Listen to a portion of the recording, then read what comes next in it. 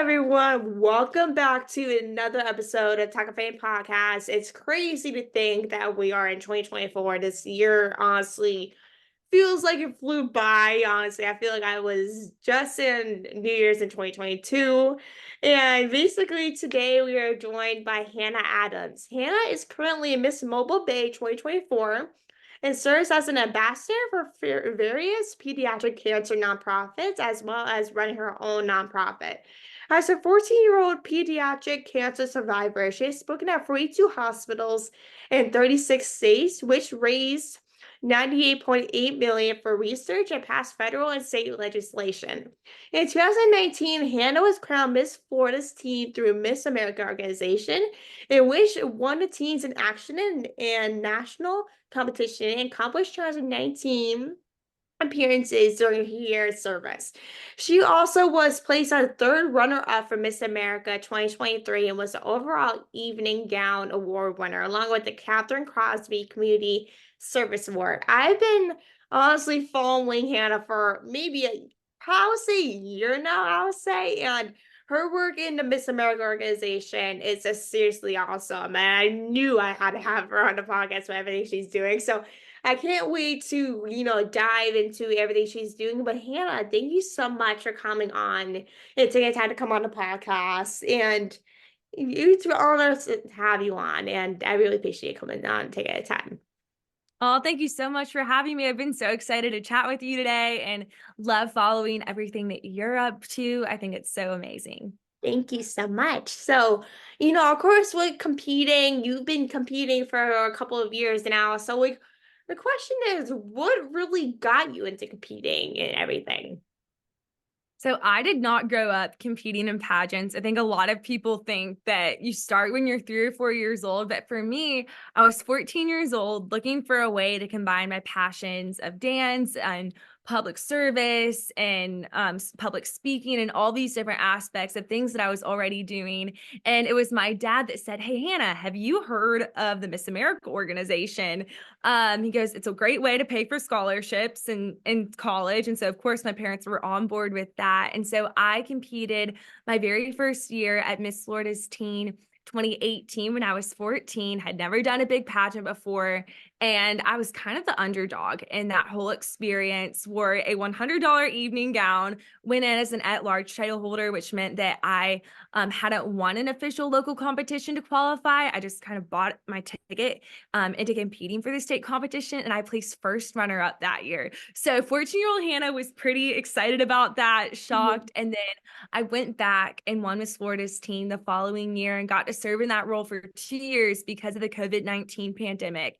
And during that time, my family and I actually moved to Alabama because of my dad's job. And so I served as Miss Florida's Teen while living in another state for a little bit, which just added on to the craziness of holding that title. But it was so much fun. And I grew so much as a teenager and as a high schooler throughout those past 2 years. And then when I gave up that title, I decided I wanted to jump in right into the Miss division of the Miss America organization and started competing for the title of Miss Alabama. And so my first year that I competed for Miss Alabama was in 2022, and I placed in the top 12 and won the service and evening gown award. And my little sister Haley was the reigning Miss Alabama's teen. And so that was really cool to get to participate in that together. And then this past year, placing third runner up at Miss Alabama was such a huge honor. And year after year, you have so much personal growth and a greater understanding of what the job really means and how you want to do it. And so this will be my third year of competing for Miss Alabama as Miss Mobile Bay. I'm getting to represent South Alabama, which has just been so much fun. And I'm hoping 3 times the charm. I'm putting so much hard work and dedication into the experience and really excited for it. Are you ready for Miss Alabama like teen and everything again, or is it kind of like, okay, that's over with, that oh, we went for 2 times type of thing? Yeah, so for Miss Alabama's teen, you have to be 13 through 17. And so you can compete for as many years as you want until you win Miss Alabama's teen. And then once you win, you can't do it again. And it's the same way with Miss Alabama. You can compete from ages 18 to 28. So I've got about 8 years left. I'm 20 years old right now. Hopefully it won't take me as long, but you know what? If it's a dream, you keep going after it, right? Mhm. And so I can keep competing until I win Miss Alabama. And then with that, I get to go to the Miss America competition. And that's once you go to Miss America, that's it. Like that's the end of it. And it's really the greatest honor in pageants is getting to go and represent your state and even win the title of Miss America because the organization is 102 years old. Mhm. It's the largest scholarship provider for women in the nation.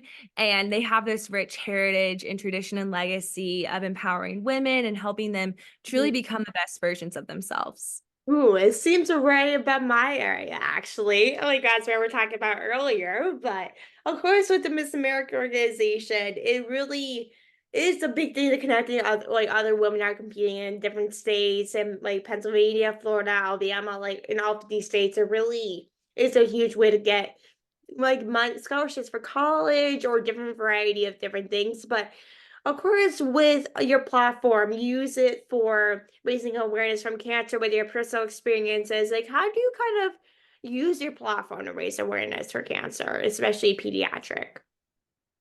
So this is one of my favorite parts of the Miss America organization is that every young woman has the opportunity to choose a community service initiative. And for me, of course, that's pediatric cancer as a cancer survivor. And I think what's kind of unique about the work that I've done with my community service initiative is that it's something that I didn't start because of a pageant.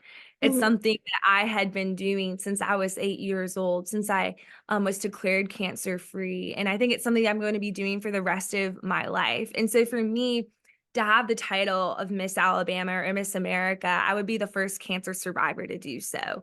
So it would be a really inspiring way to share with other childhood cancer fighters, survivors, or just people who have gone through really tough things in life. Just say, okay, if Hannah won that title, then I can do it too, or I can go pursue this really big dream that has been placed on my heart. And so that's how I view the title of Miss Alabama, my heart behind it. And then getting to go and work with all these different nonprofits and getting to spread my message of hope and raising money, lobbying for different bills as a title holder. I think it just elevates that even more and gives me more of a megaphone to use my voice for kids battling cancer. Mhm, and of course, like, when people see, like, a girl running a Miss America that is a cancer survivor, it really could make a difference in, like, okay, if she is a cancer survivor and is running for Miss America or Miss Alabama, then I could too. Because when people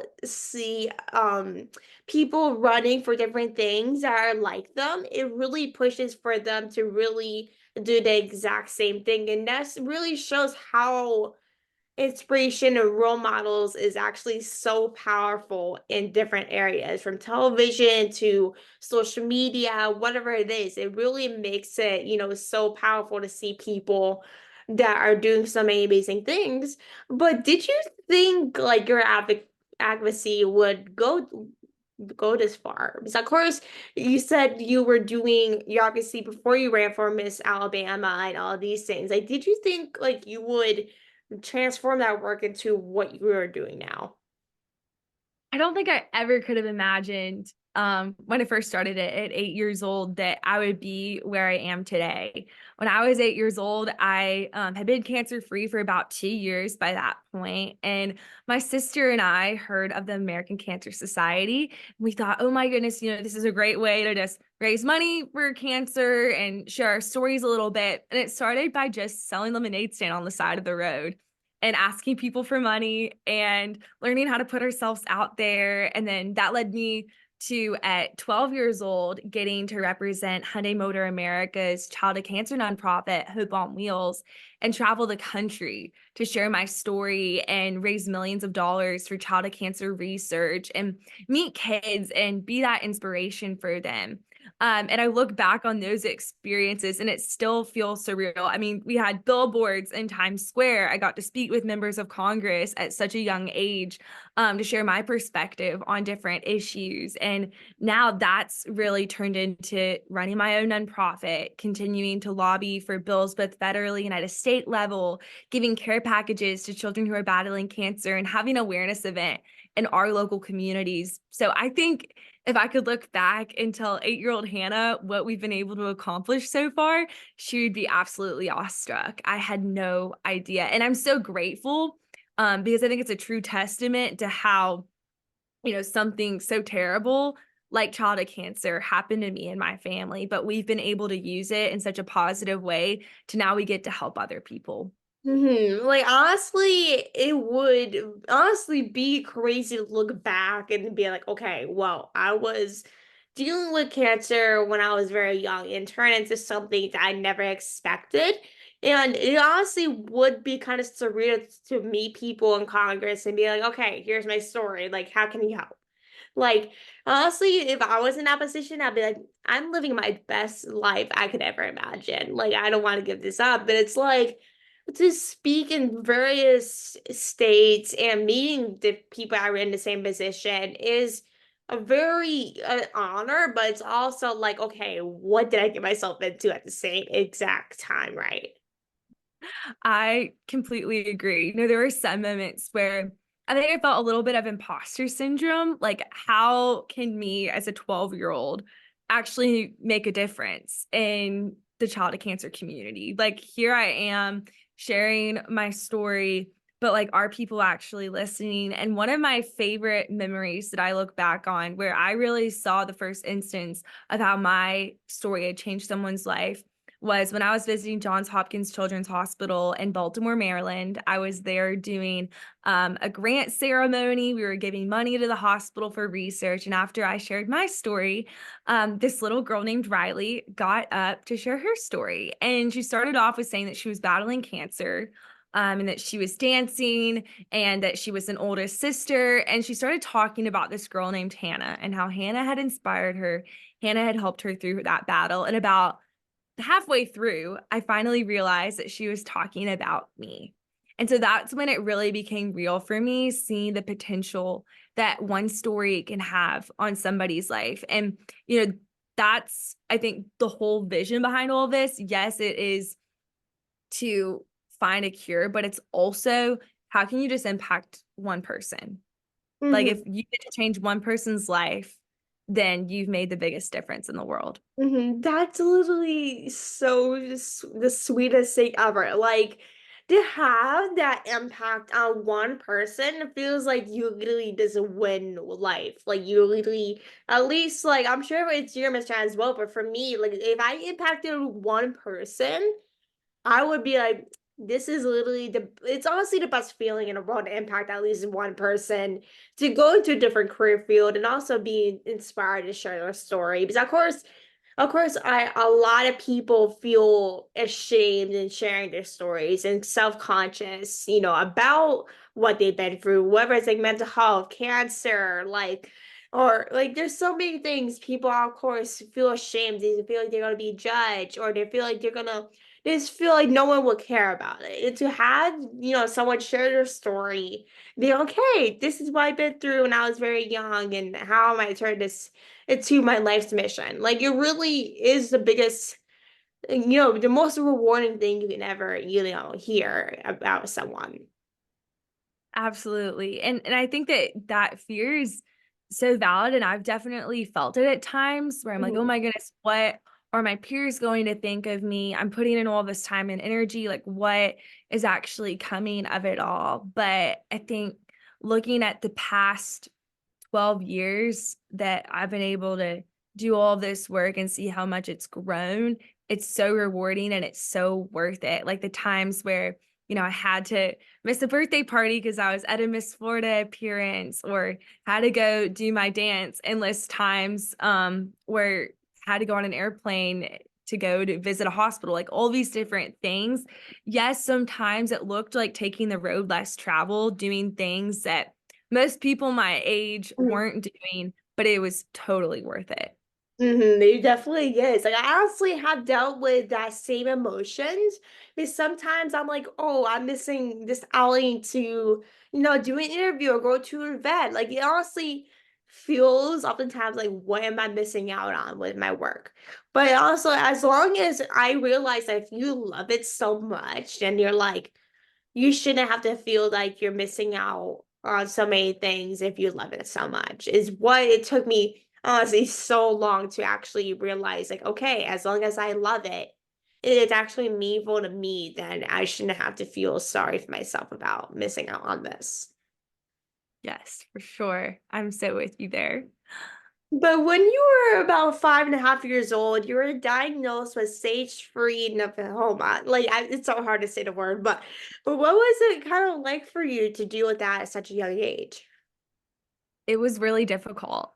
Um, I think it's something that no family ever expects to go through, and it kind of turns your world upside down. I was diagnosed with stage 3 nephroblastoma when I was 5.5 years old, and that meant that a softball sized cancerous tumor was enveloping my left kidney. And I was actually one of 9 children in the world diagnosed with that specific form of cancer in 2009. So it was really rare and really aggressive. And I had to go through chemotherapy, radiation treatment, surgery, and my days of getting to hang out with my sister or go to dance class, that turned into hospital visits and the fight for my life, asking questions like, am I actually going to make this? And it makes kids grow up so much faster because they have to deal with that life or death situation, but they're also faced with learning the medicine names, being surrounded by adults. So it gives you such a different life perspective. And I'm really grateful. I'm a 14-year childhood cancer survivor now. I celebrated that at the end of November. And I still go back for yearly cancer checkups, making sure that I'm staying healthy and that I'm doing everything that I need to be doing. But I've been good ever since. And that is personal experience has been the motivating factor in everything else that I've been able to do in the childhood cancer community. That's literally awesome. Like, that's to have that, being, 14 years cancer free is such a rewarding, thing, because of course not a lot of people can say that they're cancer free. And so it really is the most rewarding to have, with everything that you went through at such a young age, is such, rewarding that you would go through that whole process. But you were awarded in the President's Volunteer Service Award in 2017, 18, and 19, in which you also been inducted into the Congress hard to say words, I'm bad at saying words, but recognized in honor of your instrumental work done as a pediatric cancer activist in Washington, D.C. In addition, you have a display at the Florida House in Washington, D.C. that shows your story and accomplishments. Like, I'm literally so jealous. I know I say that word a lot, but it really is crazy that you get all of these amazing things. But how do you feel, about getting these honors for your advocacy?